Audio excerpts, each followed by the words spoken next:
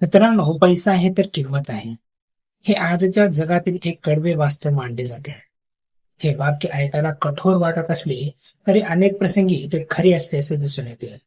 एखादा गरीब माणूस कितीही प्रामाणिक, कष्टाळू आणि हुशार असला तरी त्याच्या मताला किंवा सल्ल्याला अनेकदा महत्व दिले जात नाही. उलट श्रीमंत व्यक्तीचे साधे शब्दही लोक गांभीर्याने ऐकतात.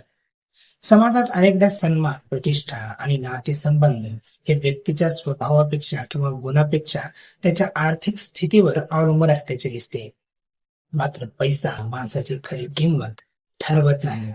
पैसा केवळ सुविधा, सुरक्षितता आणि संधी उपलब्ध करून देतो.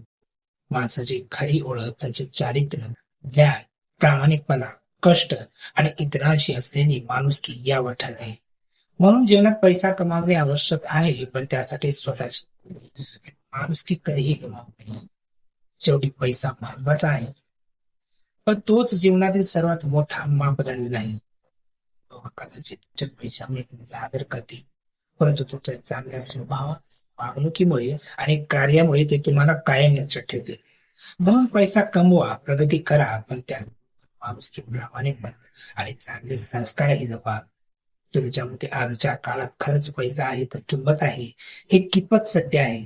तुमचे मत नक्की सांगा.